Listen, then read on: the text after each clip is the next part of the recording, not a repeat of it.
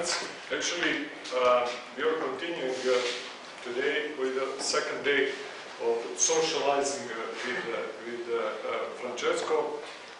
Yesterday we had a very nice day and very nice tour through Vojvodina, our standard one. We visit Tusenski Galaxy, Petrovaran in Novi Sad. And there was a debate in Cultural Center of Novi Sad. Some of our colleagues were yesterday, which was pretty good and pretty nice for that audience. And today we are also thinking about the idea. Of course, it's much easier because I will be not forced to translate, Francesco's sudden ideas. It was very nice yesterday, but today it's much easier, as I said, we are doing this in English. And the whole idea is to, on one hand, do what actually is the basic reason for Francesco's arrival to Serbia. And this is a presentation of this quite an interesting book,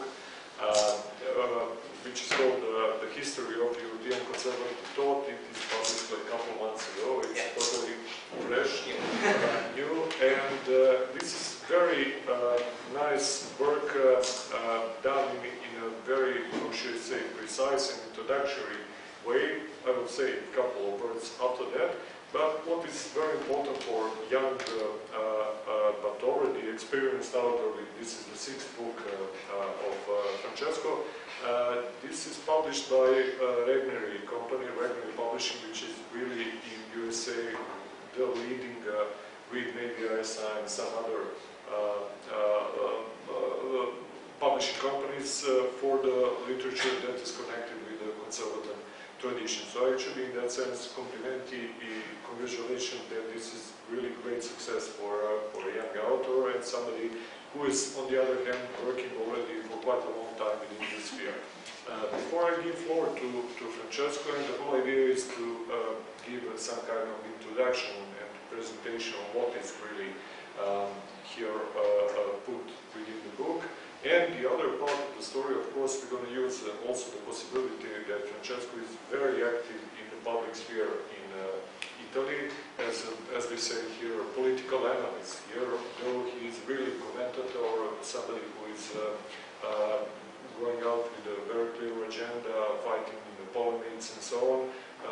So he is also following contemporary political situation in Italy, writing and commenting upon that. And for us who know that Italy has always been very important and interesting, never boring political situation. So especially today with some new changes, he is following what's happening within and giving very interesting predictions about the future development of Italy and European Union, of course, which is connected with it. But before I give him floor for this, let me say, two parts that we will hear within the introduction out of him, and after that, of course, we continue with, as Stefan would say, Q&A and questions and answers and debate and so on. I will just say a couple more words about him. Or about him. Actually, Francesco Guibilei is having 27 this year, and but he is having a publishing house that is established when he was 16. Am I right? Actually, he started this as his idea and something he really wanted to do in his life, and actually very soon, several years after that, he found a serious partner with a serious experience in business, and now Historica, which is the name of the publishing company, is really taking one of the most important places at the not so small market of Italy. Of course, dealing with very specific books, dealing with history, politics, conservative tradition, and so on. For example, they are also publishing a translation to Italian. One of the things they relatively recently published is the famous conservative mind of Kirk. And in that sense, really, I also recently got some very nice book done by three young authors, Vincenzo, Sofo, Lorenzo, and what's the third? Maurizio, also very young authors who have done quite an interesting essay, bigger essay, if I might say, or smaller monography, very practical about sovereignty, and it's called Sovranismo as an idea, but in a very specific way, totally different from what we perceive. We generally think that every fight for sovereignty has to be connected with centralization and so on. They are, for example, insisting that Italy should define its sovereignty in a totally different goals, of course, to protect its borders and control of its internal sphere, but on the other hand, to try to really decentralize itself and to insist on developing its internal differences as some kind of treasure that can really help for the development of Italy, and so on and so on. On the other hand, he is also, together with our other guest who was yesterday with us, but today he is in Niš, with Stevan, our colleague, Daniele Dell'Orco. They are having the project of the very interesting new journal, which is called Nazione Futura, and actually they have 40 places, if I understood, within the Italy, some towns in which they have, let us say, infrastructure of the people who are collaborating, promoting that, working together there, and so on. So actually this is, Francesco and the guys with him are really making some new, let us say, infrastructure based on new people, but also new ideas which are pretty, let me say, different from what we are used to hear and get from let me say, traditional conservative approach. He is also a columnist for two well-known giornali in Italy, and this is Il Giornale and Messaggero. As I said, also he is doing this practical work and so on. He's also, well, director of one of the leading, if not the leading, conservative foundation in Italy, which is called Fondazione Tattarella, and so on and so on. We met last year actually at some of the very nice clubs, conservative clubs actually in Riga, and I'm really happy that in the meantime we were already speaking about the possibility he wanted to visit Serbia in some way, so we found a very good way, and I think very good time to greet him in Serbia and to finish our working season with you. This absolutely closing point. Anyway, thank you one more for coming. I think that this is a pretty lot of very nice subjects and issues that we could spoke slowly after your introduction. Please. Good morning to everyone. Thank you very much to Misha for the invitation. We met last year in Riga, in Varnburg. Varnburg is a group of journalists, intellectual academics from all over in Europe. And when I met Misha, we talked a lot about conservatism, but also about the Balkan situation, about Italy, Europe in general. And it was a pleasure because I think that Misha is a very cultural man, and it's a pleasure to be here, and it's a pleasure to be in your institute, and it's a wonderful institute, a very big institute, so congratulations. I don't want to be very long because I think that is interesting also, like yesterday in Novi Sad, part where we can have a debate, or if you have some question, especially about not only conservatism, but about the political situation in Italy and in general about the political situation in the European Union. You are not in the European Union, maybe it's better for you, I don't know, but we can talk about it, and we can talk maybe also about how you can enter if in the future you will enter. Sorry, we will join immediately after Turkey. Okay.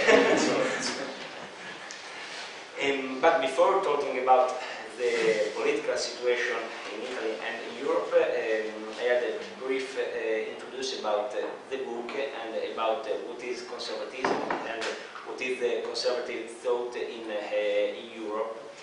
This book was published first in Italy in 2016. The title was La storia del pensiero conservatore in Europa, and it was published 2 months ago in the United States by Regnery. Regnery, how Misha said, is one of the most important conservative publishing houses in the United States. A lot of important authors like Russell Kirk and like the ex-president of the United States, Ronald Reagan. The idea of this book is to give to the American people, but in general to the European people, a short introduction to the European conservative thought. It's obvious that conservative thought is a very big thought, so it's impossible to write all the authors. But I try to write here which are the most important European conservative authors. There is the first an important difference from the conservative thought in Europe and the conservative thought in the United States. This is the first more important difference. The conservative thought born in 1790 with the publication of a book that is the reflection of the French Revolution written by Edmund Burke. Edmund Burke, it was a philosopher, a writer from Ireland, from the United Kingdom, and he wrote this book against the French Revolution. So in the conservative thought there are 2 most important years. One is the 1789, the year of the French Revolution, and another important year which the conservative thought is again is the 1968. 1968, how we know, is the more recent year. But to understand the conservative thought is first, I think, important to know some American writers before entering in the European context. One of these writers is Russell Kirk. Russell Kirk is an important writer because he wrote a book that is called The Conservative Mind. The Conservative Mind is, maybe we can define it, the Bible of the conservatism. In The Conservative Mind, Russell Kirk resumed the concept of conservative from the French Revolution to the 90s. And other important American writers are, for example, Frank Meyer. Frank Meyer is a very important American writer because in his book, In Defense of Freedom, he expressed the theory of fusionism. Fusionism is an important theory in the conservative thought because he says that inside the right, in general, there are a lot of differences. For example, there are the conservatives, there are the traditionalists, the classical liberal, and he says that all these differences can be unified in one vision, and this is fusionism. The word conservative in Europe, especially in Italy, I don't know if also here in Serbia, is a strange Europe, because if you go in a normal city of Italy, if you go to Rome, to Naples, to Bologna in a street, and you ask, you say to a person that you are a conservative, the answer that people say is, what we have to conserve here, we have to change everything, we have to do a lot of reform. Because there is a big mistake that normal people confuse a conservative with a reactionary. A conservative and a reactionary are 2 different persons. A conservative is not against innovation. A conservative is pro-innovation, but is against the revolution and is against the progress. And you know that the concept of progress is different from the concept of innovation. A conservative say, we can innovate, we can do some reform, but if these reforms are good for the people, and first of all, if these reforms don't touch some permanent values. The concept of permanent values is important to the conservative thought. There is an important quotation written by an Italian conservative that is called Giuseppe Prezzolini. Giuseppe Prezzolini is one of the most important Italian conservatives. He wrote a book that is called Manifesto of a Conservative. He says that a conservative has want new ideas that are inspired by permanent principles. Which are these permanent principles? The permanent principles that are based on the conservative thought are, for example, the concept of identity. The concept of the identity is a very important issue for a conservative. The national identity, or in general, the identity of Europe. When we talk about the identity of Europe, there is an important difference between the concept of Europe. You know, Europe is not a political concept. Europe is before a cultural concept. Europe is Dante, Europe is Shakespeare, Europe is Goethe, Nietzsche, Europe is art, literature, music. And on the other hand, there is the European Union. The European Union is not a cultural concept, but is a political concept. The problem of European Union is that the European Union is based not on culture, not on value, not on common value, but is based on an economic view of the situation. In fact, the crisis of the European Union began 10 years ago, more or less, when there was the big crisis, and the situation of Greece, I think that is the most important view of this kind of politician that the European Union fall in the here. So, for a conservative, the cultural identity of the nation, the cultural identity of Europe is an important concept. But another important concept for a conservative is the family. The family is, in a conservative view of the society, is the center of the society, and also the community. There is a wonderful book written by Ferdinand Tönnies. Ferdinand Tönnies is a philosopher from Germany, and this book that is called Society and Community, Tönnies wrote about the difference between the concept of community and the concept of society.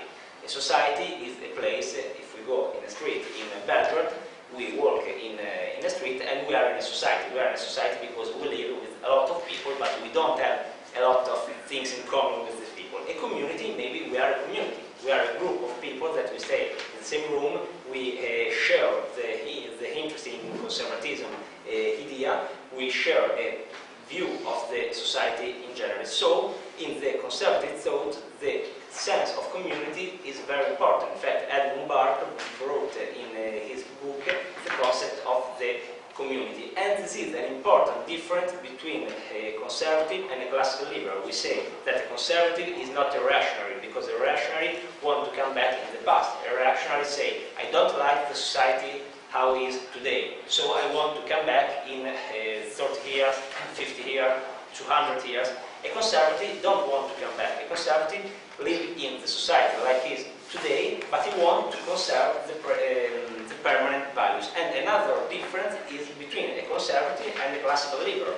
For example, in the view of the society of the classical liberal, the concept of the person, the concept of the individual, so the individualism is in the center of classical liberal view of the society. In the conservative view of the society, in the center of the society, there is the spirit of community. So the community is very important for a conservative. And another important issue in the conservative thought is the religion, especially for a European person, the Christian roots. Everybody are Christians. You are Orthodox, I'm Catholic, a guy from Germany is a Protestant, a guy from United Kingdom is Anglican, but we have some common roots, and these roots are the Christian roots. And in the conservative view of the society, the Christian roots are very important and has to be conserved in the years. So, continue talking about briefly the American conservatism. We talk about Russell Kirk, but we also talk about Frank Meyer. Other two important authors are Richard Weaver. Richard Weaver wrote a book that is called Ideas Have Consequence. But another important American conservative writer is Eliot. Eliot received true notoriety in 1922 with his poem The Wasteland, and Eliot won the Nobel Prize in Literature in 1948, and Eliot is very famous also for his view, his Christian view of the society expressed in a book that is called The Idea of a Christian Society. But coming to the European conservative, we can talk first about the British conservatism. In British conservatism, we talk about Edmund Burke, the author of Reflection on Revolution in France, but the most important, maybe intellectual thinker, the most important conservative intellectual thinker, not only in Britain, but all over Europe, is Roger Scruton. You know Roger Scruton. Roger Scruton wrote some books about the conservative idea. I can talk about the meaning of conservatism in the West and the rest, and he also wrote an important book that is called Manifesto of Conservative, like Giuseppe Pezzolini. Giuseppe Pezzolini wrote Manifesto of Conservative. I think that there is not, maybe not only an English edition, but not a Serbian edition, but if you understand Italian or maybe English, you can read the Manifesto of Conservatori by Giuseppe Pezzolini, that is a very important book. And talking about the Austro-Hungarian Empire and after the Prussian and German Empire, so we can arrive also to German today, the most important author in the Austro-Hungarian Empire are Adam Müller. Adam Müller is a writer that published his important book in 1809, and in a political view of the society, Metternich and the concept of the Restoration is an important author in the Austro-Hungarian Empire. But in German, there are, in the German Empire and in Prussia, there are a lot of important writers. I think that the most important conservative writer in Germany is Thomas Mann. Thomas Mann is the author of Buddenbrook. Buddenbrook is one of the most important Thomas Mann books. But everybody will know Thomas Mann like a fiction writer, but Thomas Mann wrote a non-fiction book that is a very important book that is called The Reflection of an Unpolitical Man. In this book, he summarized his conservative view of the society, and The Reflection of an Unpolitical Man is a very important book by Thomas Mann. And another German important conservative thinker is Arthur Müller van den Broek.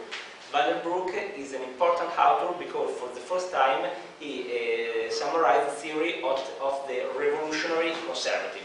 What is the theory of revolutionary conservative? This is a theory that was expressed during the Weimar Republic, and they say that the society, like it was in the Weimar Republic, is not anymore a conservative society. So we need a revolution to change the society, but it's not a revolution like a Jacobin revolution. It is a revolution to come back to the status quo ante. So the status quo ante, it was a conservative view of the society. So you need a revolution to establish a conservative society. Other important German writer, there is obviously Carl Schmitt and the concept of the political, but it's very important the book The Decline of the West, written by Oswald Spengler. Spengler is one of the most known German thinker, and in The Decline of the West was published in 1919, and in this book he expressed all the concept of the decline of the Western civilization, of the Western society that we can feel also today. So he expressed a very modern concept for 1 century ago. It's important also the figure of Ernst Jünger. Ernst Jünger is another German writer. He wrote a lot of books, especially focused on the First World War. And in French conservatism, we can talk about, for example, of the figure of Chateaubriand. Chateaubriand, for the first time, used the word conservative. So if we know today the word conservative, it's thanks to Chateaubriand, because Chateaubriand founded a newspaper, a magazine that was called Le Conservateur, and in this magazine, Chateaubriand, for the first time, used the word conservative. But there are in French conservatism some figures that are also linked with the concept of the nation and the concept of nationalism. For example, there is Maurras. Maurras is an author, Charles Maurras is an author that is more a national author, but it can be also expressed with the conservative view of the society. But in the French conservatism, we can talk about also Joseph de Maistre. De Maistre is maybe more linked with the reactionary view of the society, but it can be also conservative, George Bernanos or Nicolas Gomez Davila. In the Spanish conservatism, before coming to Italy, we can remember Juan Donoso y Cortés. Juan Donoso y Cortés is very linked with the concept of the king, rey, in Spanish, and he expressed his view of the society in Dios Patrias, Fueros and Rey. And another important Spanish writer is José Ortega Gasset. José Ortega Gasset is a philosopher who wrote a book that is called The Rebellions of Masses, and in this book he expressed the concept of masses, and in this view of the society there are the elite and the masses. So talking about the Italian conservatism, we have in Italy a lot of important conservative writers and thinkers.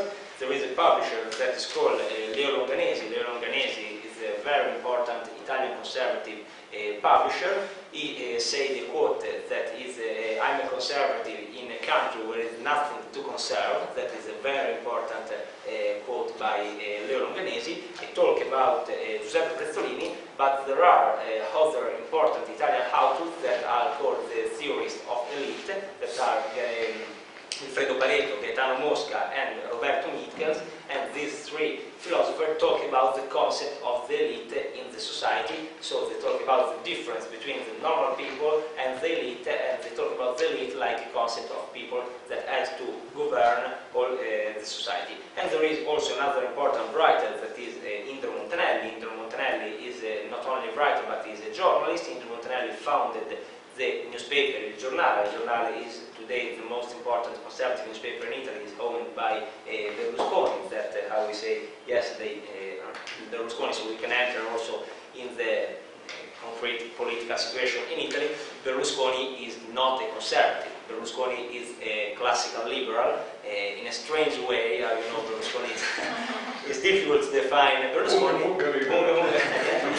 But he was. Party that is called Forza Italia is a more classical liberal party than a conservative party. But in the history of Italy, we can see some conservative idea also in Dante. Dante and the La Divina Commedia is a very Christian book, so we can read in Dante some conservative ideas. We can have some conservative ideas also in Machiavelli, in Il Principe, but in the 19th century and the 20th century there are some important authors like not only Longanesi and Montanelli, but for example like Alfredo Viani. Alfredo Viani is another important thinker focused on the political theory. So what is the political situation today in Italy? In Italy we have a government that is led by two parties that are Lega by Matteo Salvini, that is a very famous party all over Europe, and the other party is Movimento 5 Stelle, 5 Star Movement, that is a populistic party. 5 Star Movement is at all a populistic party, but is more linked with the left view of the society, especially in the economic issue. The 5 Star Movement is linked to a socialistic view of the society. Lega is not at all a conservative party. Lega is more a national populist party. Lega is based on the concept of the sovereignty. Salvini wants to come back the sovereignty of Italy to our country. He say we are in the European Union, we lost in the last 5, 10, 20 years our sovereignty. We have to come back our sovereignty for the national interest of the Italian. But Lega is not at all a conservative party, but like 5 Star Movement is a post-ideological party. In fact, in Italy, it's curious that last month, during the European election, if we read the vote of the people in the most important city, like we can take like an example Rome, we can see that in the downtown of Rome and in the more rich neighbor of the city, so near the Vatican, in the north part of Rome, the people vote for the left. So the lawyer, the rich people vote for the left. And if we see the vote of the people in the poor part of the city, in the neighbor where there are a lot of immigrants, the people vote for Lega. In this neighbor, people in the past vote for the left. So in an ideological point of view, the people that today, a lot of people, a lot of working class people that today are voting for Lega, in the past vote for the left party. So Lega is definitely a post-ideological party, but in Salvini's view of the society, we can find some conservative view of the society. For example, the family is very important for Lega. The national identity now is important for Lega. And this is a curious point, because Lega in the past born like a North party. They say that in the north of Italy, in Lombardia, in Veneto, in Piemonte, so Torino, Venezia and Milano, are the richest part of Italy. and Lega born in the north of Italy. And they say that the north of Italy in the past had to separate from the south of Italy, that is the poor part of our country. They look at Rome like a capital where everybody stole money, where there are a lot of corruption, and they want so to separate the country. When Salvini became secretary of Lega, he started to change the political view of Lega. First of all, he changed the name of the party. In the past, the name of the party was Lega Nord, so Lega of the north part of Italy. Now, the name of the party is Lega. Second, he changed all the communication. The Five Star movement is a populistic movement that is focused on the web, focused on social network, but if you go to the city, they don't have men in the small city, they are not in the territory. The difference from Five Star movement and Lega is that Lega is a party, thanks to Salvini, but thanks to the group of people that are linked to Salvini, that they do a very important social network communication. They have a lot of young people that vote for Lega, but they are also present in the territory. If you go to a small town, there is the office of Lega. You can know who are the people linked to Lega. And it changes the communication of the party, first of all, about the color. In the past, the color of the party was the green, because the green is linked with the north of Italy. Now, the color of Lega is the blue. And how you know, the blue is the typical conservative color. They change the font used in the communication. They change, for the first time in December, there was an important manifestation in Milano with a lot of people, and for the first time in the place there was a flag of Italy. In the past, in whole Lega manifestation, there was not the flag of Italy, because they say, we are not Italy, we want to separate Italy. So now Lega is a national party at all. But it is not correct to define Lega a right party. In Italy we've got another right party that is a conservative party, kind of, that is called Brother of Italy, Fratelli d'Italia. It's a small party. They took in the European election 6.5, so it's not so small. They have 45 members of the parliament, and Brother of Italy is definitely a right party. The other party of center-right is Forza Italia, led by Berlusconi. Forza Italia, in the past, they had 22–23%. In the last European election, they had 8%, and now in the pool, Forza Italia is 6%, because the big problem of Forza Italia is that they don't have a political collocation, because a part of Forza Italia is wanted to be an alliance of Lega. So they say, we have to be a liberal conservative party, we have to stay in the right, we have to be alliance with Lega. Another part of the Berlusconi party want to have an alliance with the left, want to stay with Matteo Renzi, with the Democratic Party. So the people who vote for Forza Italia don't understand what is the collocation of Forza Italia in the political view. The collocation of Lega, of Matteo Salvini, is focused on two important arguments. One argument is the immigration. Yesterday I do an example, I can do also today, about the city of Ferrara. I come from a region that is Emilia-Romagna. Emilia-Romagna, the capital of Emilia-Romagna is Bologna, and Emilia-Romagna is a rich region, but everybody calls it the history of Italy. Emilia-Romagna is the Leningrad of Italy, because it's a very red region. And the city of Ferrara, that is not a big city, but they live, I don't remember, but it's quite not a big city. In Ferrara there was a left measure from the Second World War until 1 month ago. So the left governed the city for 70 years.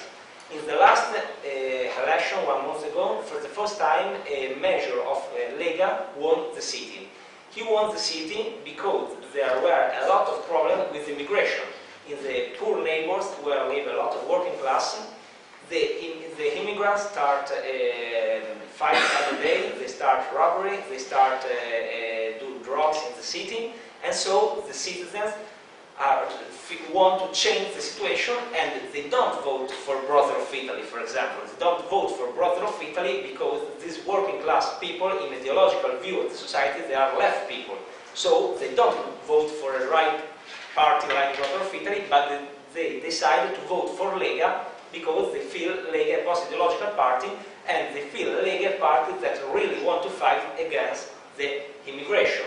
So Lega, I would say before, take a lot of vote in the working class area, in the big city, or also in the small city, because people want a change about the immigration policy. And the other important issue led by Matteo Salvini and by Lega is the concept of national interest and is the fight against the European Union. The problem of Italy today, of our economy, is that we are the 8th economy in the world and we are the 3rd economy in the European Union. But we have a very strong public debt. And our public debt is led, 30% of our public debt is led by France, Germany, United States, China. So a lot of foreign banks and foreign states own our public debt. Also Japan, the Japanese has a very important public debt, but the debt of Japanese is led by Japanese people. So this is the most important difference. And every time that Italy try to do a reform or try to do in the European Union a decision that is opposite to the French or the German, they stop us because they say, okay, you can't have this important public debt inside the European Union, so you can do anything.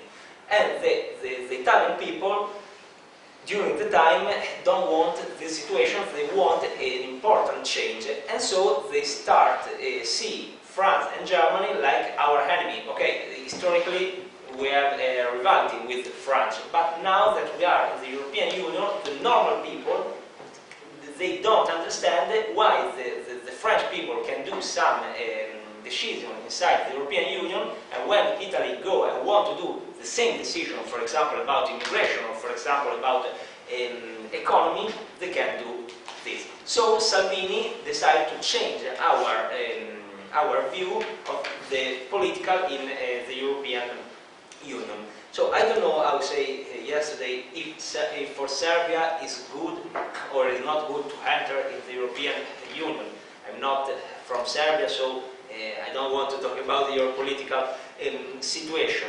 But if you decide to enter in the European Union, you have to know that definitely you have to find some alliance inside the European Union. For example, the concept of a Visegrad group is a clever concept, because if Hungary is one nation, is nothing inside the European Union. But with Poland, with the Czech Republic, with Slovakia, they are a group of nations and they have more power inside the European Union, and in fact now Italy has a good relation with the Visegrad group because they try to do an alliance against the French and Germany. So first, if you want to enter in the European Union, it is important to have alliance inside the European Union, but it's also very important to have alliance outside the European Union. What is doing the Italian government, I think that is good in the international relationship, because for the first time we are trying to have a strong and important direct relation with the United States against France and Germany, because Trump doesn't have a great relationship with Macron and Merkel. So Trump is trying to have an important alliance inside the European Union and try a very strong collaboration with Italy. But at the same time, Italy, and also with the Berlusconi government, we have a good relation with Russia. We are trying to having, thanks to Salvini, an important relationship with Russia. So we are becoming in the center of the Mediterranean area, a nation that can have a great relationship with the United States and with Russia to fight the European Union. So maybe also for Serbia it's important to have a strong relationship outside the European Union. And the other important problem if you enter in the European Union, and is that, in my opinion, you have to maintain your own money, your currency, because if you enter in the euro, you lost a lot of sovereignty. I would say yesterday for Italy it's quite impossible to go out the euro, because we have an important public debt, and because if we go out to the euro in in one day all the foreign banks sell our state title and we crack, our state crack. So if you decide to enter the European Union, it's important, in my opinion, to maintain your currency because you can do your own economical, political. It's obvious that if you decide to enter in the European Union, you will lose sovereignty. You will lose part of your sovereignty, and you have to ask if this loss of sovereignty is good because your economy can grow up a lot, you can find a lot of new industries that invest in your country, you can become a more richest country. So you say, okay, we will find a lot of jobs, we will find a lot of industries that invest in our country, and because of it, we decided to lose in part of our sovereignty. But if you decide to enter in the European Union and enter in the euro, the risk is that in the long term, the European Union can do like they do with Greece, or they try to do with Italy and Spain when 5 or 6 years ago there was an important crisis, and they tried to do like a bankrupt, not only to Greece but also to Italy and Spain. Fortunately, Italy is not Greece. We are a strong economy in some point of view, but if you enter the European Union, it's important to know that this can be a big problem. So I don't know if you have some questions. If you think that it's enough, no free lunches. I'm joking, of course, but thank you very much for introduction and for very brief and very concise presentation, mostly, of course, of the names, because there are really most of the important names that are connected with the history of conservative thought in all those countries and traditions that you mentioned. And yesterday I also emphasized, and today I want to repeat that again. This book is very precious for people who got their ideas from only, let me say, Anglo-American tradition, actually, in which they have pretty reduced perception of conservative thought, which is mostly connected, of course, with their two tradition. And this book is really offering the whole spectrum of very important thinkers from the French tradition until especially Italian and Spanish that are very much neglected. So in that sense, it can also offer some introduction to people who are working within Anglo-American tradition. As you yesterday told me, for audience, actually, Francesco visited, what was 2 or 3 weeks ago, USA and many of the well-known institutions, including the Heritage Foundation and so on.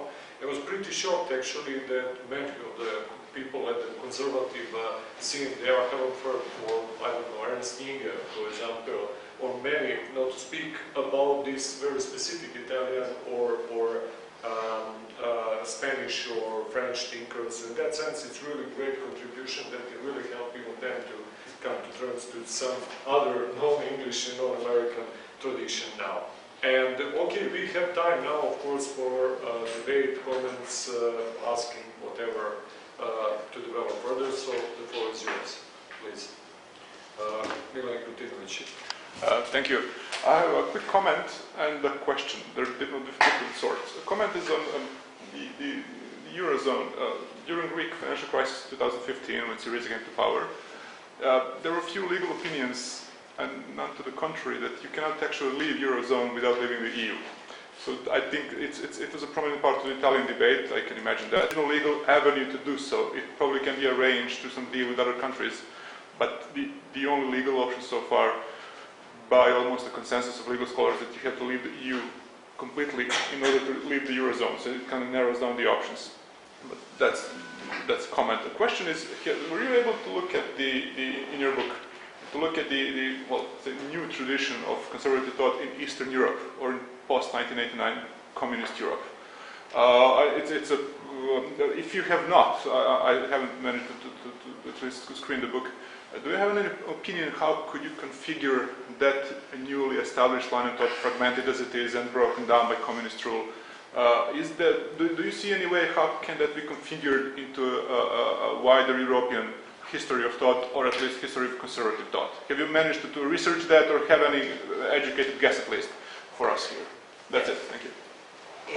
First, about your consideration, as obviously in Italy there is an important debate about the Italy exit and to go out of the European Union and also to go out the euro. In Lega, in the past, there were a lot of important members of parliament, a lot of important writers and thinkers that are linked to Lega that want to go out of euro and want to do an Italy exit.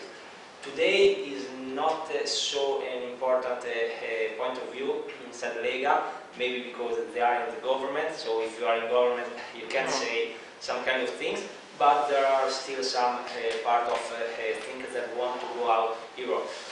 I think that Brexit, and they don't have still Brexit, but Brexit it can be possible because the United Kingdom wasn't in the euro, because they had their own currency. And another time, the United Kingdom is not Italy. They had the Commonwealth. They had an important relationship with the United States. And you say how is it difficult to go out the European Union. And I think that if Italy go out European Union fall down. Because we founded the European Union, we are the third economy, in Italy 60 million of people, so we are too big country to go out the European Union. And in this situation is quite difficult. What is important to do, what Lega want to do, Brother of Italy want to do, but also for the Italian, and also now some left party, is to change Europe. And to change the rules of Europe. Everyone wants to change the EU. Sorry? Everyone wants to change the EU. Yeah. Apart from Angela Merkel. Yeah, apart from Germany. That's not important anymore. I was in Sicily 2 months ago to have a book presentation. I usually go to Sicily, where a lot of friends. Sicily is a very conservative region. And in Sicily, there are a lot of people who work in the agricultural center. And you know the orange, the famous orange of Sicily, and everybody talk about the orange, and they say, for us, we spend more money to do orange here than to buy orange in North Africa. So in Italy, we buy orange from North Africa. We spend less to buy orange in Tunisia or Algeria, in countries like that, than in Sicily, because of the European policy that are against the agriculture in Italy or agriculture in Spain. So normal people can't understand this kind of problem. Or, for example, the olive oil. The problem of olive oil in Puglia.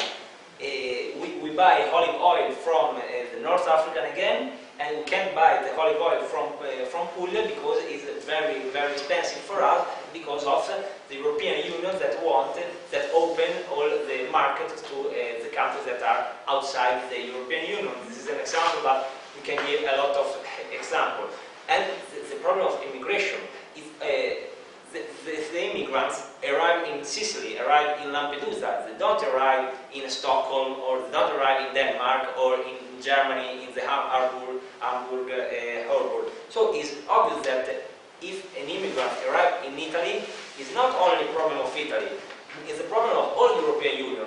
Because if an immigrant arrives in Italy, and this is a problem only for our country, we go out to the European Union, we decide what to do with the immigrant by ourselves. The big issue, the big problem is that the immigrants arrive in Greece, arrive in Malta, arrive in Spain, and arrive in Italy by North Africa. And when arriving in our country, it can't be a problem for only our country.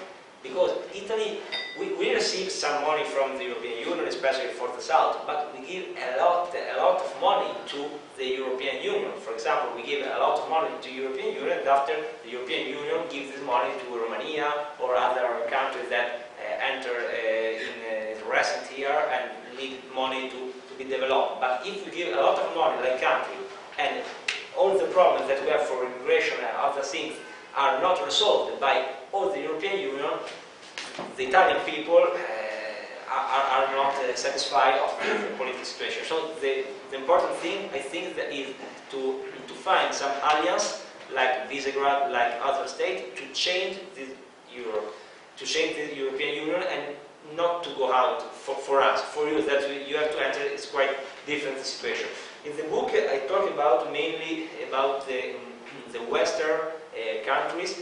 I decided to write about the most important Western country like Spain, like France, like Italy and Great Britain. I think that the conservatism in the East Europe, and this is a problem maybe for us, for our country, we don't know a lot of the conservatism, for example, in the Balkans or, for example, in the Eastern Europe. We talk about the United States and we say that the people from the United States think that all the world is linked only to the United States, as they don't have a view and knowledge of the conservative thinkers in Europe. I think that another problem inside Europe is that the Western country of Europe only talk about the, not only conservatism, but in general the political situation of Italy, France, Spain, and we don't look to the history, and this is a big mistake. Also the perception that sometimes we have in Italy about Serbia or other country, Eastern country, is a wrong perception. Maybe because of ignorance, maybe because we don't know this country. And I think that the future of Europe. I was in Russia 1 year ago, and after I was in Romania 1 year ago, and I was impressed that when I entered in a church, I saw a lot of young people. And if you enter in a church, for example, in Italy or in France maybe you don't see people, unfortunately. But if you enter in a church in Italy, you see people, but you see 60 people, 70 people, 80 people, and you see, except of Easter or Christmas, you don't see a lot of young people. In the East country, for example, because of maybe the communism, because maybe you had communism for a lot of years, now there is a revenue of the religion.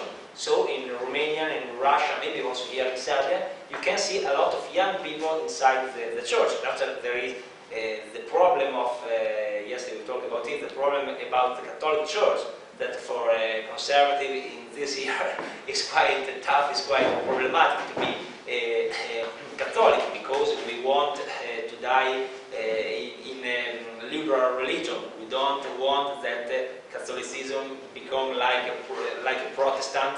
The Protestants are a very liberal religion, and Orthodox, you are more maybe traditional. Your religion is more linked to a conservative view of the society. So in this situation, the Catholic religion, we are between maybe Orthodox and the Protestant, and there is a big fight because of sometimes the position of our Pope. I'm Catholic, so I have to recognize the figure of the Pope. I have to respect the Pope, because if you are Catholic, the Pope is the Pope. But for a lot of people, it's quite difficult to understand why the Pope, but not only the Pope, but also some bishops, some Italian bishops, every time in interview and talk about the political situation in Italy, every time they talk against Lega, they talk against Brother of Italy, and it's quite a strange situation, because non-Catholic people who don't go to church, people who are not Catholic, like the church, quote the church, and talk about the political view of immigration of the church, and say, we have to do like that. And Catholic people, the people who really go to the church, sometimes they don't understand why the Pope or why the bishops say some political view of the society, because we need a spiritual guide. We don't need a political guide.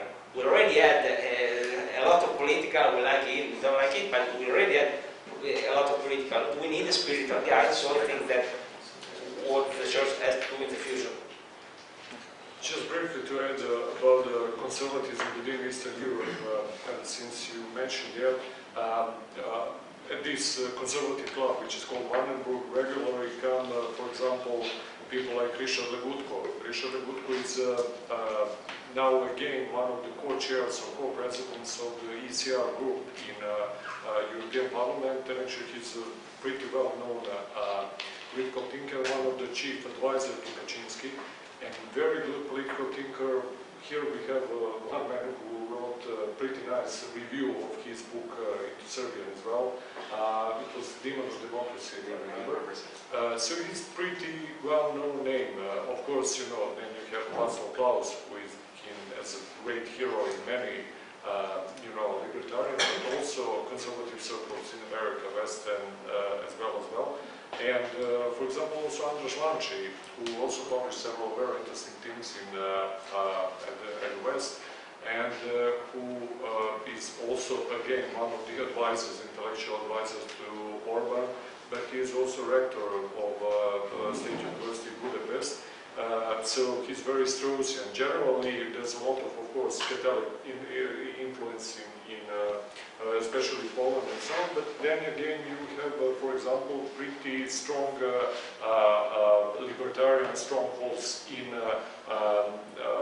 Romania, for example, which are very interestingly trying to connect themselves with some Orthodox tradition and so on. So that's a lot of things happening actually in Eastern Europe as well. But most of them are trying to find their roots into some Western tradition, which is understandable. And of course, there is a Russian issue aside, but we don't have time to mention that as well. Please, go on. As you spoke a lot of religion and Pope, I'm asking you please to comment new strategy maybe of Pope and Catholic Church of good relations with the Russian Patriarch, and there some comments or meetings or everything else. Is it something revolutionary in Christianity, or just something usual?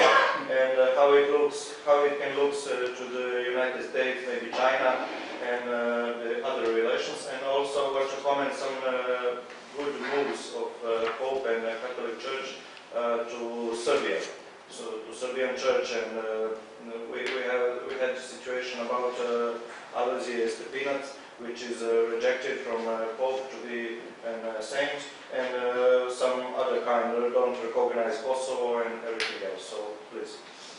I see in a good way all the Christian dialogue, the dialogue between all the Christians all over the world. It's obvious that Catholic a lot of difference between Orthodox and Orthodox from Protestant, but I think that the dialogue between Christian is a good thing. I see it's quite sometimes is difficult to understand some point of view of the Catholic Church linked with Islam, because there are obviously a lot of difference between the Catholic Church, the Christian in general, and the Islamic society. Sometimes we see that, for example, especially in France, but not only in France, but also in other part of Europe, we saw that there are like a common prayer inside the church with people, with Islamic people. So Islamic people come inside the church and they have a prayer all together inside the church. For example, after I don't know a terrorism attack or something like that. And I think that in the short term, you say, okay, we talk all together, we are friends. But in a long term, this will be a problem. This will be a problem because we lost our identity. We lost our identity of Christian before of Catholic. And there is a very, very important issue. I don't know what is the birth rate here in Serbia, but the birth rate is the real theme of the future of Europe. Because in Italy, our birth rate is, I think, is 1.3, 1.4, and if we look to the birth rate of an Islamic country, and if we look of the birth rate of immigrants, Islamic immigrants in our country, that are more or less 2 or 3 million, their birth rate is very high. So in the short term, we say, okay, we talk together, but we have to think in the long term. We have to think in after 100 years, after 50 years, what will happen. There are a lot of cities. We are publishing with our publishing house a book that is written by an important Italian journalist that is called Notre Dame is Burning, and he talked about Notre Dame like a metaphor of the situation of Christianity. And in this book he talked about, for example, the situation of some French small city or some city in the United Kingdom like Birmingham. In Birmingham there are 40% of population that are immigrants. In some other city of the United Kingdom, the 30% of population, 40% of population are Islamic people. And so I think that an alliance between all the Christians is an important thing, and we have to talk a lot. When we want to talk with Islam, we have to know that there are two different religions, two different view of the society, two different view of how to live. In France, there are the famous Balier. There are ghetto inside the city. There is the city of Malmö in Sweden, that is an example where live a lot of immigrant people, but they are not integrated in the society. They live by themselves, their rules, and there will be a big problem for Western society, because we don't do children, we don't do son and daughter, we don't have son and daughter, and the Islamic people have a lot of children.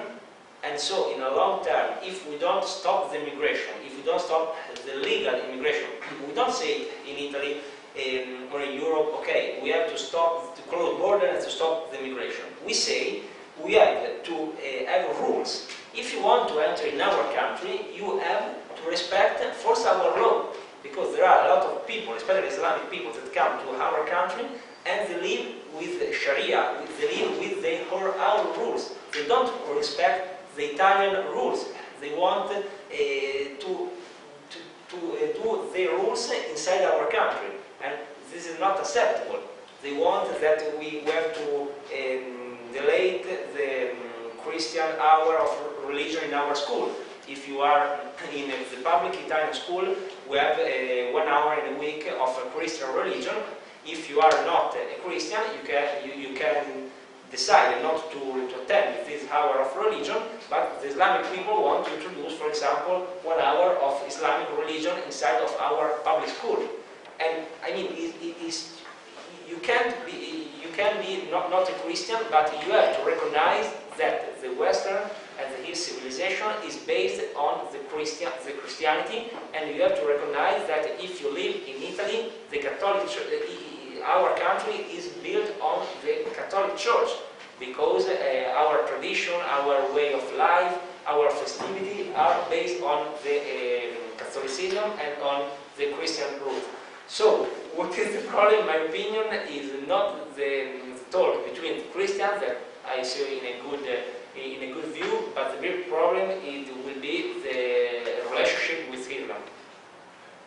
I will continue now, because I have a question that is connected theoretically. Sorry for jumping, but you have touched upon this issue. I just wanted, I came down to bring the book. Actually, it also might be interesting for those who understand Italian or French, which is called, and so on.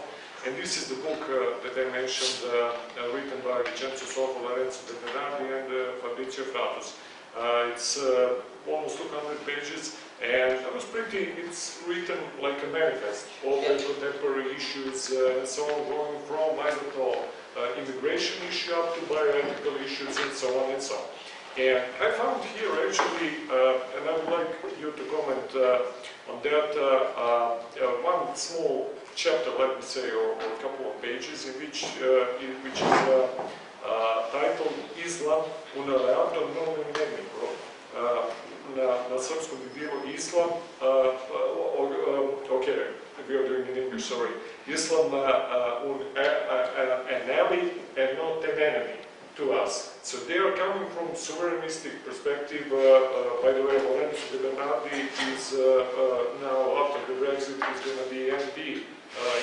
Vincenzo Sofo is going to be MP in European Parliament, and he's also well known as, let me say, he's what's that? Boyfriend of Maréchal Marion Le Pen, very well-known and influential figure here. And so actually, all the authors are trying to develop idea, which I heard actually, Dusan, we were together 2 years ago with Mark Jungen, a philosopher and ideologist of Alternative for Deutschland, said this as well. You know, his idea was that instead of going into fight with Islam, as it is generally, as you know, at the radical right, you very often have that the whole Islam is treated as a problem and so on. They said this is wrong approach, that Islam is already living in Europe, you know, like, I don't know, there are 10% almost of the population in France, then in Germany there are, I don't know, what, 3-4 million of Turks of the community that is living there and so on. So for the first time I heard that from Mark Jungen, and they're repeating that maybe since radical right is generally perceived as a conservative, trying to defend traditional values, taking care about the identity, about the preservation of the population and so on, that on the Islamic part, generally you have, in ideological terms, much more, let me say, closer views on the life and the understanding tradition than on the left liberal talk. And they said it's stupid to push Islamic people in Europe into alliance with, I don't know, green feminist left liberals, because they are much closer to, let me say, conservative people in Europe. So they are also presenting here, like Jung, an idea, he was quoting Tariq Ramadani, for example, that conservative right in Europe might try a different way, maybe to approach to the Islam people who are living already in Europe. And by the way, I was following development within Turkey, actually, the Turks, especially who are living for several generations as citizens of, now with the full citizenship of Germany, were also very much reluctant in getting more Arabian population and so on and so on. So I wanted you to comment about this idea, different approach. And the other theoretical issue, since I already took the time, sorry, concerning the book, actually, there's a lot of names, and very nice try to put it in very brief introductory words. I wanted to ask you concerning the choice of the people that you mentioned. I didn't see, for example, Evola at all. I wanted to ask that question. In your choice. Arturo Regini or other traditionalists, are they not part of conservative thought, or are they? Or you wanted to? I wanted to ask strategically. Second question. So just let me finish, and then you continue, and we will touch again further. So actually, not only Evola and Regini and so on, but also you completely missed out the whole Christian democratic tradition. You know, even people who were dealing with, let me say, social issues, and then also social conservatism, but also social market economy, the whole Greece tradition. I mentioned for example, but also in Italy, Einaudi would be also very interesting. I think that you completely, how should I say, miss this liberal conservative or let me say, social market approach or Christian democracy. And I would like to ask why. And and I just like to add the second question that is connected with that first one about traditionalists, most important is Julius Evola. What is his today's influence on the political scene of Italy? Because he was very influential in the 70s on Francisco Freda, in the 80s on Misi and so on Lega, when Umberto Bossi was the leader of that party. And is he now influential on Fratelli d'Italia or on Lega or any other political party or movement? So, because he is now influential in the Western alt-right, in American alt-right, he's a very influential author, especially on Society Band and other alt-right thinkers. Okay, maybe you can start from this and after... Okay, we have half an hour, it's okay? For these three questions, I'm joking. Now, first, the English edition of the book is the short edition of the Italian edition. So, in the Italian edition, there are too many pages where I talk about also a lot of thinkers that are not included in the English edition. Okay, but concerning Evola, I obviously read maybe not all, but most of the book of Evola, so I really know him, and everybody that are right people know Evola. But I think that Evola is not a conservative. Evola is a traditionalist. Yes. So there are obviously some point of in common between traditionalist and conservative, but they are two different views of society. For example, the most important difference between a conservative and the Evola view of society is the view of the political situation, of political. Evola says that you don't have to do politics, but you have to stay outside the political context, and you have to do like only a theoretical view of the society. And But he said only after 1945. yeah, after 1945. Right, I don't. Yeah. Okay. I don't want to talk about Evola during the. But it's quite interesting because during the fascism, Evola is not a very important figure of fascism. Because the most important philosopher of fascism was Gentile. He was killed by partisan in 1944 in Florence. But Evola, during fascism, is not a well-known. He wasn't known, but he wasn't the When Swansea escaped Mussolini, he was there when Hitler was waiting to bring. Yes, he was also very linked with German. Yeah. And this is why Evola is become for the Italian right an important philosopher. Because after the Second World War II, the Italian right need a philosopher, need an important thinker. But they can't have a philosopher that was too linked with fascism. Because if they choose a philosopher like Gentile that was too linked with fascism, in the Republican Italy, the anti-fascism part say, okay, you are like fascist. So they find the figure of Evola. But Evola is not a conservative, definitely, because it is against the political view of the society, so he wanted to stay outside the political debate. So a conservative is the person who stays inside the society. This is the most important difference. And you mentioned Freda, and you mentioned the influence of Evola in the Italian right. Yes, Evola still has an influence on the right, but on the radical right. Radical right in Italy, for example, there is a movement that is called Casa Pound. I don't know if you heard about it. Casa Pound is a small movement. They are outside the parliament. They took 1%, more or less 1% in election. They are more linked with fascism. So Evola, also in the right, is linked with more the radical right and the fascism view of society. So if you talk to an Italian conservative, or if you talk with a classical liberal about Evola, maybe a conservative like me know him and accept some ideas of Evola. But a classical liberal don't like Evola definitely because he see Evola like an extremist. So I don't put Evola because I think that he is not I think, but he is not definitely a conservative. We published one book of Gianfranco de Turris. Gianfranco de Turris, the most important thinkers linked to Evola. He owned the Center for Study of Evola Thought, and de Turris agreed that Evola is not conservative. Concern about Einaudi. Einaudi is the most important. He was president of the Republic of Italy. He was the most important classical liberal Italian thinker, maybe after Croce.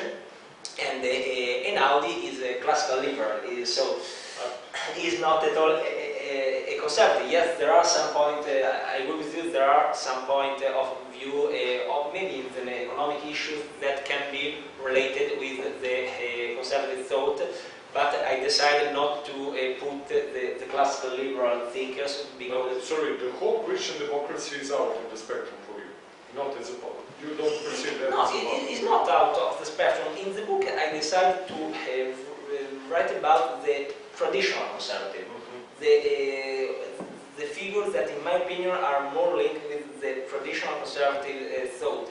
I think that the social conservatism is not traditional conservatism, but it's social conservatism. But, for example, in the Italian edition, I don't know if there is also in the English edition, I talk about the Rerum Novarum. Rerum Novarum is the social view of the church, social view of the economy, and I think that the Rerum Novarum is definitely a conservative view of society.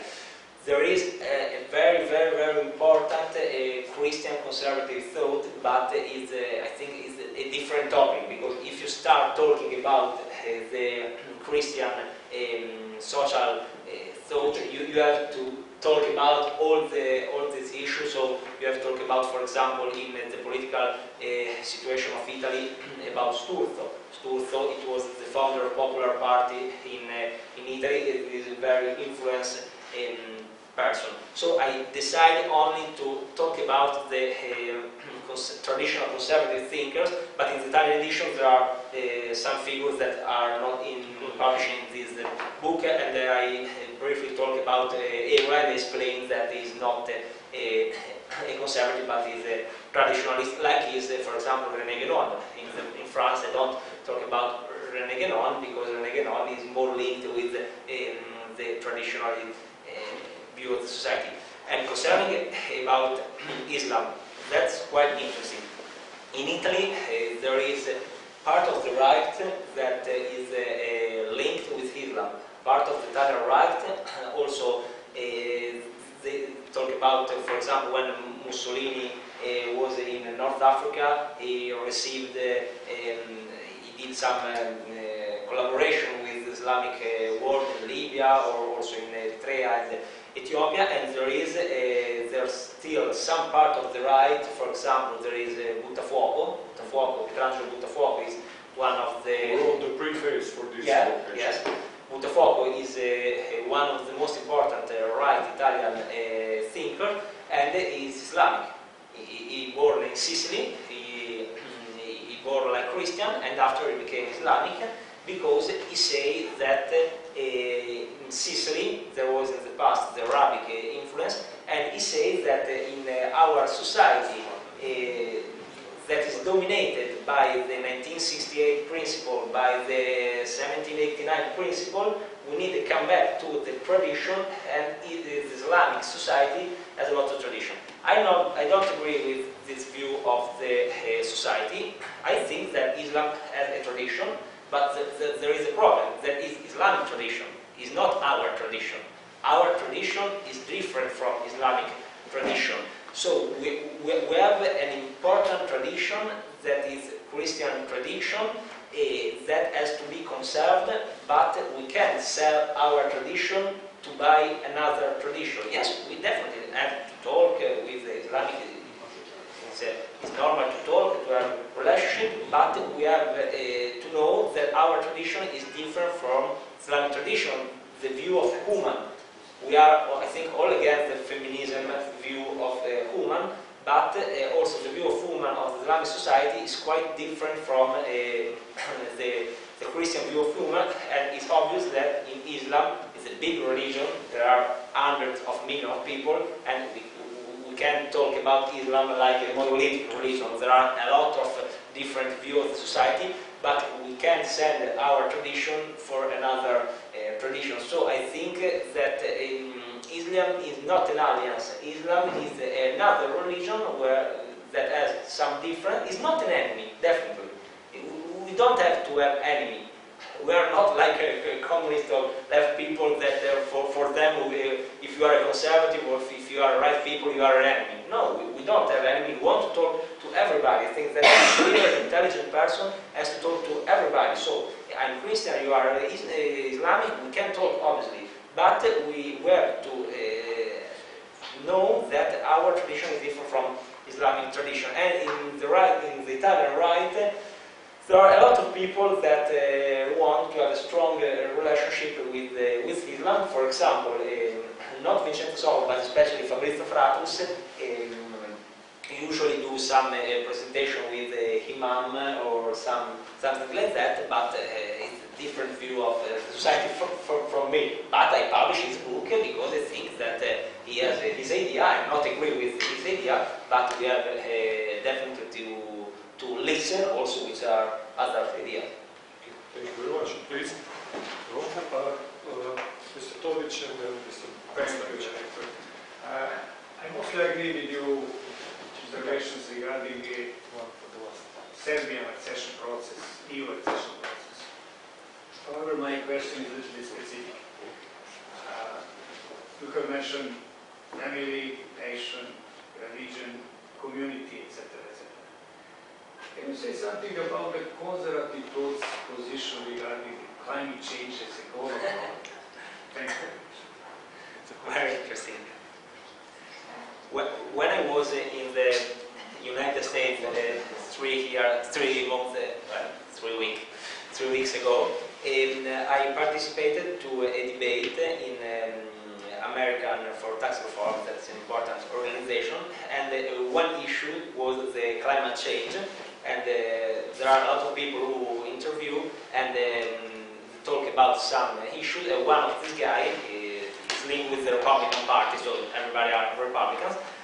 One of these Republican guys talk about the climate change, and I don't say that he denies the climate change, but he says that it's more important to develop the American industry, it's more important to invest money in the industry, that we don't have to talk about climate change. And in Italy, I'm the publisher of Backup Clause, the former president of the Czech Republic, and Backup Clause came to Rome. We had a conference with him 6 months ago. He talked about immigration in the European Union, but how you know, Backup Clause is fight a lot strongly the climate change. Book is translated also to Montenegro. Actually, it was published in Montenegro, the Blue Planet in the green shackles, actually. And in opposite to this view, there is Roger Scruton, and Roger Scruton writes a lot about the concept of nature in a conservative view. So Roger Scruton says that if you are a conservative, you have to conserve nature, and you have so also to be very linked with the environment concept. I think I'm not a scientist, so I don't know if the climate change is real, is not real. The important thing is, like in other issues, we don't have to become the climate change an ideological battle. Like for the right of woman, that we are all agreed that women have to have right, but we don't like the feminism, because the feminism is an ideological view of the right of woman and is wrong in my opinion. Like in other things, for example, the right or the importance of the young people in the society, and there are some people who say that if you are young you definitely have to have position, but I not agree with this view. I think that it's important to fight and to conserve our nature, but I don't like the Greta Thunberg view of the society. I don't know if you have listened about the manifestation Fridays for Future. Fridays for Future are these manifestations that has been done in all over the most important capital of Europe. Greta Thunberg came to Rome and they had a manifestation in Piazza del Popolo this Friday for Future. If you go to this manifestation, all the people are left people, all the people are against industry in general. They say that industry is bad, they say that you don't have to take flight because the airplane is against nature, they say that you don't have to drive a car because car is against nature. So I think that is an important thing to conserve the nature, but is not an ideological view, and when a battle for nature becomes an ideological battle, it's not anymore a battle of everyone, but it's only a battle of leftists, and so we are against this view of the nature. I read that in France, Macron introduced a new tax for everybody who takes the airplane, that has to spend 20 euros every flight you take, that is a tax for nature. I don't want that in this situation, these are new taxes against all the citizens, And the excuse is that because there is climate change, we have to fight against the climate change, so you have to pay more money. In this situation, I think that there is a political view of the climate change. Thank you very much. Mr. Dostanic. So, another theoretical question. So, first of all, I'm aware that there are different approaches and different answers to this question, also among the conservatives in conservative circles. But in your opinion, is conservatism an ideology or not? Is it I don't know, anthropological feature? Is it a natural sense as a part of human condition? Or is it an ideology? Because you've mentioned Edmund Burke. And if you say, well, the history of conservatism begins with Edmund Burke, that implies somehow that Edmund Burke virtually invented conservatism, which is a bit more complicated than that. And also you said that conservatism is about permanent principles. When we spoke about permanent principles, that's something that, of course, is older than Edmund Burke. Permanent principles were there even before Edmund Burke. And when we talk about permanent principles, it implies that there is some kind of transcendental order of things and a transcendental order of being that we are actually trying to preserve. And there is then a question, how can we recognize that order of being and also a conservative connection to religion and to God? So, please. Quite an interesting question. There is a big debate also today if conservatism is an ideology or is not an ideology, but in a period between the 1948 and 1954 in the United States were published some books that are Ideas and Consequence by Richard Weaver, God and Man at Yale by Buckley, Witness by Chambers, and The Conservative Mind of Cord. And in this period, in these 6 years that are called the gold age of American conservatism, there was an important debate about the ideology and conservatism. Kirk thinks that conservatism is not an ideology, communism is an ideology, Nazism is an ideology, fascism is an ideology. There is a debate, a very big debate about it. Also there is a debate if fascism is authoritarian or totalitarian. Someone says that fascism is authoritarian, not totalitarian. So in general, I think that conservatism is not an ideology, because conservatism is more linked to, I want to read you, I don't know if it's the same in Serbia, but every time that in Italy you try to say something that is linked to a conservative view of the society, the leftist people, you say, oh, you want to come back to medieval time, and they talk about every time.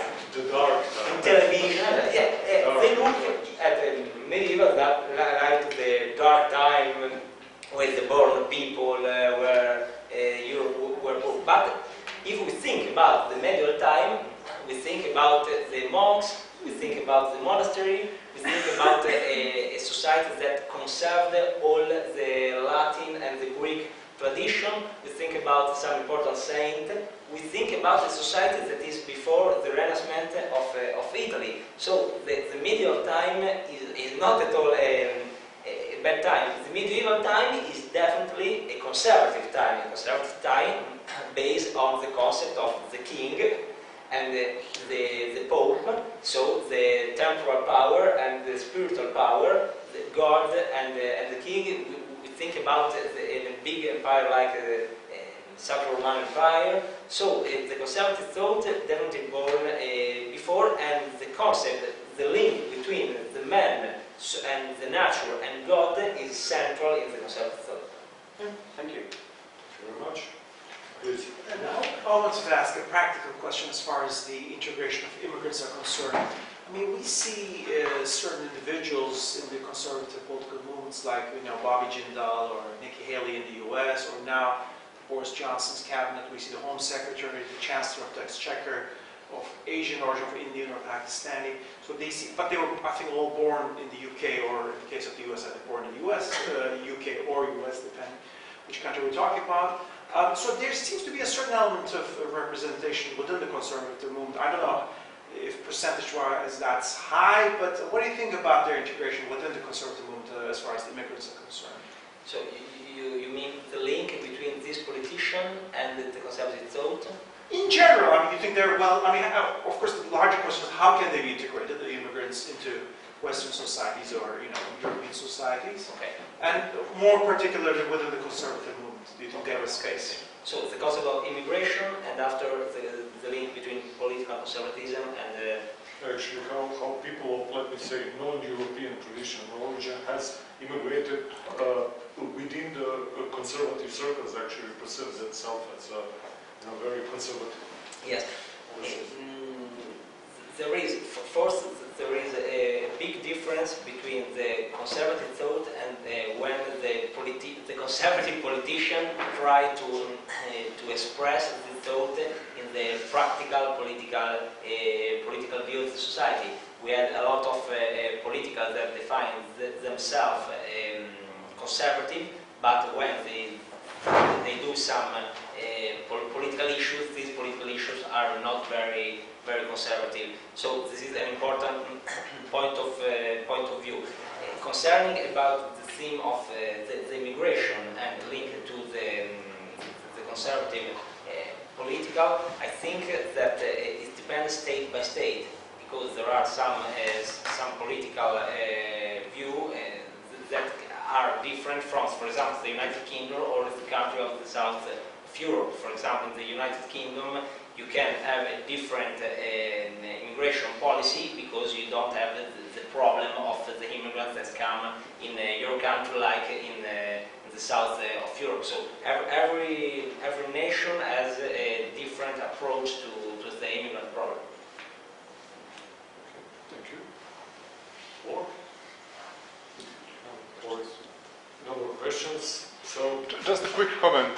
Yesterday's news, Politico EU, I think it was, more immigrants to Italy come from Germany being repatriated by internal EU regulations than come by sea. About 2,000 something came from Germany, 100 less than that came through Mediterranean for the last year. So Germany now is the main source of immigration towards Italy and not the Mediterranean or other countries. That's a pretty mind-boggling statistic, but that's how it stands right now. That's one of the big problems, especially with Germany, yes, but especially with France. I don't know if you had written about the case of Sea-Watch. The Sea-Watch was a flag that arrived in Italy. The Italian government say you can't enter in our country. You have to wait in international water, and you have to. We have to have an agree with all the European Union, not only with Italy. This boat enter in Italy, and all the immigrants arrive in Sicily. And France say, okay, the boat they did well because there are people who are risked to die, and so also if the Italian state says that you don't have to enter, you can enter because of the life of the people. In the same times, in the west part of Italy, in the border with France, in Liguria, in Ventimiglia. Ventimiglia is the last city between Italy and France.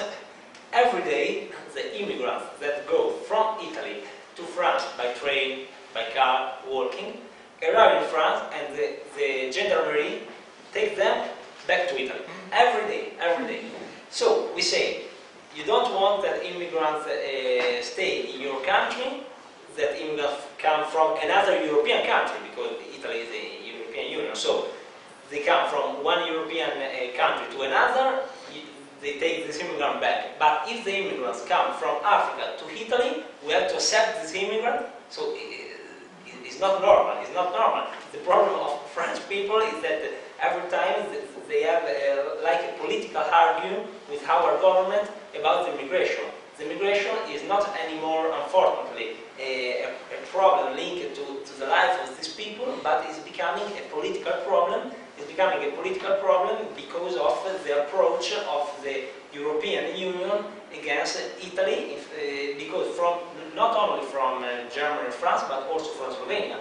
There are a lot of Salvini say that he wants not a concrete proposal, but he says that he wants to build like a wall in the east borders with Slovenia, because from Nova Gorica and from Trieste comes a lot of immigrants from Slovenia that is in European Union. So how can you explain to a normal Italian citizen, to every citizen, that you have to accept the migration from the Africa, but in the same time the other European countries don't accept the migration and give the immigrants to our country?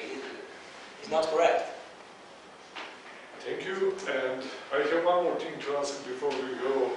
What is one of the big, how should I say, riddles that I have in mind is since Italy moved big companies, all big brands moved mostly to China, and in the meantime Fiat also moved out.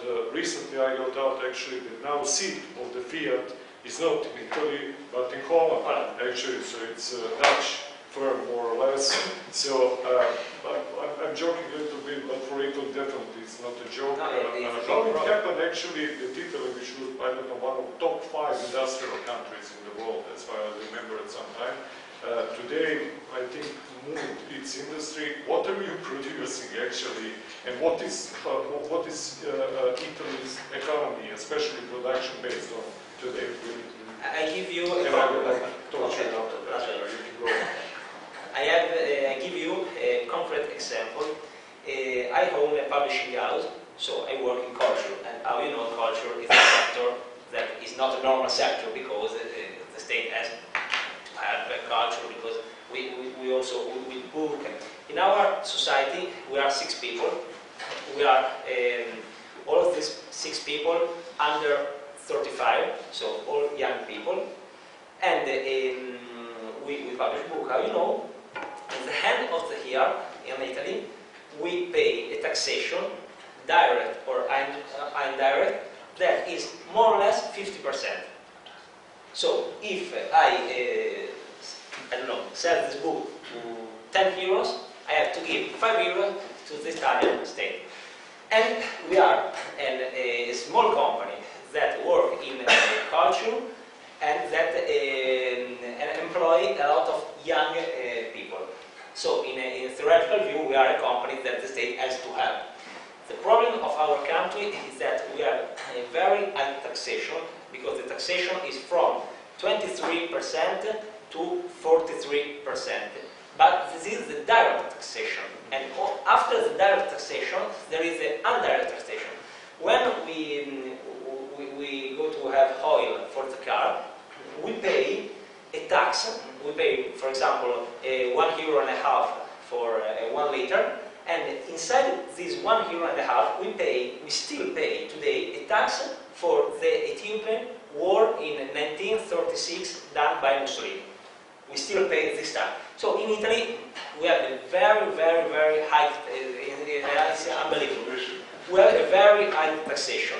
So how the country is still doing, that there are a lot of people, especially in the south, but everywhere in the country, a lot of people who don't pay taxes. So there is a very big black economy in Italy that is one of the most important black economy, and this is a problem more than corruption, because in the last 20, 30 years, we fight a lot of corruption, and there is not anymore a lot of corruption. There still be corruption, but not anymore like in the past.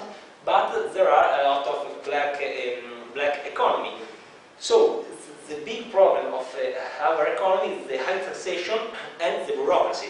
We are like Russia during the communism. We have a very slow bureaucracy. To open an activity, there is a big bureaucracy. And the other problem is the justice, that in Italy, the justice is very linked sometimes to the left.